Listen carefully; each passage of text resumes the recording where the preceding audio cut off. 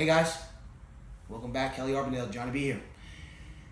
A lot of talk, a lot of people say a lot of different things, but most importantly, it's you, the person, you, the people that I'm interested in, the ones with some credit issues.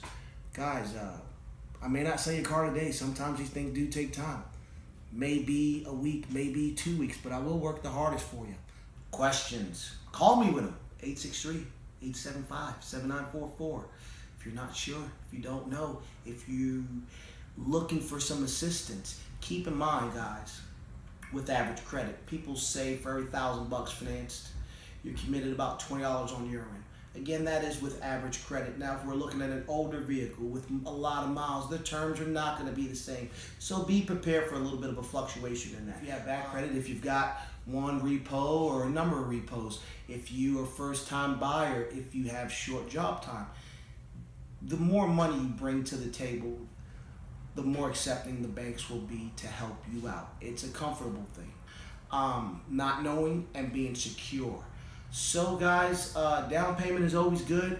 Not always needed, but in most cases it is with bad credit.